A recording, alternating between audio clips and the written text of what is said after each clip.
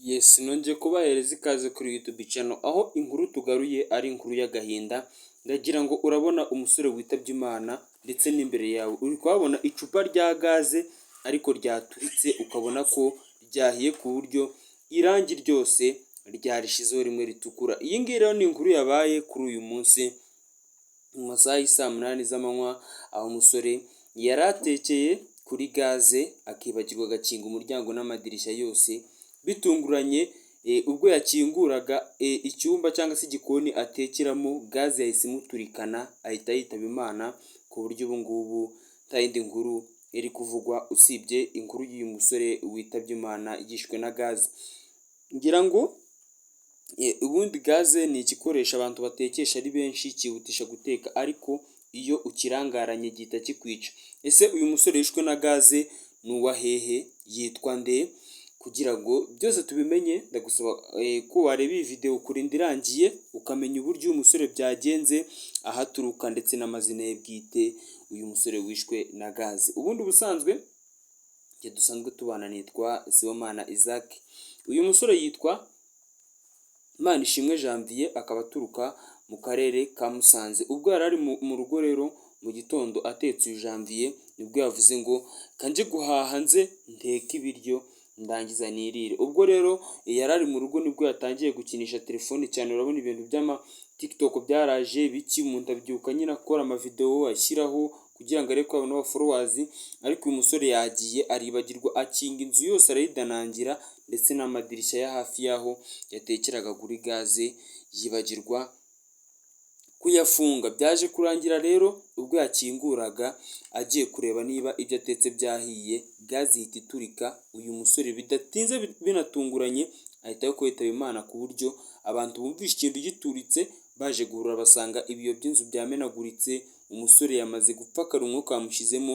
Bagiye kureba basanga yari atetse urugi rukinze, amadirishya akinze, kandi mubizi neza ko gaze ari ikintu cya mbere kibaho gisaba umuyaga. Iyo utetse buriya gaze biba bisaba ngo uyitereke ahantu hari buze gutambukira umwuka.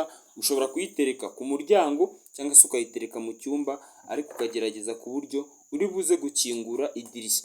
Gaze iyo uyirangaranye gatoya ukayitereka ahantu itari buze kubona umwuka, mbega nyine akayaga gake gakeya, irashyuha. Gaze rero iyo ishyushye nta kindi gihita kiba usibye guturika biteye ubwoba, ukagira ngo ni igisansu cyaturitse. Uyu musore rero Janvier akaba yitabye Imana kuri ubu ngubu rero bakaba bari buzamushyingure ejo, ariko hakozwe iperereza basanga yari ari gukoresha telefone ararangara yibagirwa gukingura, ndetse biza gutuma gaze ishyuha ihita iturika, nyine ubuzima bwe burahagendera. Ngira ngo iyo abantu benshi bagiye kugura gaze bahabwa amategeko menshi y'uburyo bayikoresha, ariko gaze buriya nubwo abantu benshi tuyikoresha, hari n'abantu benshi buriya bayitinya ku buryo batajya banayitekeraho. Hari abatarya ibiryo byatekewe kuri gaze, ariko kubera ko yihutisha ibintu, nyine iyo ufite akazi kenshi ufite gaze uhita wihutisha nyine ugateka vuba ugahita urya. Ariko uyu musore Janvier gaze nyine ikaba imuhitanye kubera uburangare yagize bwo kwibagirwa gukinga amadirishya ndetse no gukingura urugi.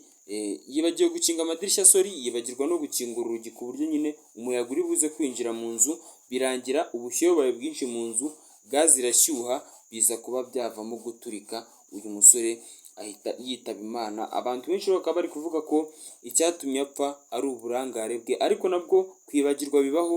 Nubwo uyu musore yitabye Imana ayishwe na gaze, gusa icyo nababwira ni uko buriya gaze iyo uyitekeyeho ukibeshya gatoya ukibagirwa gukinga inzu nk'iminota nka 25 nta madirishya akinguye, ahandi iteretse hafunze, ikagenda igashyuha cyane, gaze buriya irashyuha. Ikindi kintu kijya kibaho buriya gaze iyo iturikiye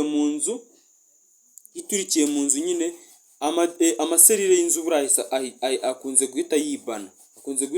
Buriya iyo gaze iturikiye mu nzu, aba ari ngombwa rero yuko witwararika niba utekeye kuri gaze, ukamenya ibyo gukora ukabifokasingaho kugira ngo ujye gukina n'ibindi bintu. Niba ikintu gishobora guturika kigahita gituma inzu yose yibana, ku buryo nawe ugize amahirwe yo kurokoka nta hantu wapfa gucikira, ugasanga rero nimba n'urufunguzo rurimo inzu yanze gukinguka, biba bisaba ngo ube maso witwararike kugira ngo hatagira ikintu kibi kiza kukubaho. Uyu musore rero akaba yitabye Imana yishwe na gaze wo mu karere ka Musanze. Uyu Olivier kuri ubu ngubu bakaba bari buzamushyingure ejo, kubwira ngo yari umusore w'imyaka 26 yabanaga na mugenzi we, ariko mugenzi we ntabwo yari ahari. Ni kumuvuga ngo mu gitondo reka nshyushye ibiryo ndye, agize gutya atetse bihita birangira gaze imuturikanye ahita yitaba Imana. Reka ngusaba gukora subscribe kuri YouTube channel kugira tujye tubana mu biganiro byinshi bigiye bitandukanye. Jye twabanye ndi Isaac Somana, ndetse ni nanjye tubana mu biganiro byinshi bigiye bitandukanye. Gusa ngomeza gushimira buri umwe wese wakanze subscribe kuri YouTube channel, wakomeje kudufasha kwagura uyu murongo mugari kugira ngo tujye tubasha kunyuzaho amavideo menshi agiye atandukanye.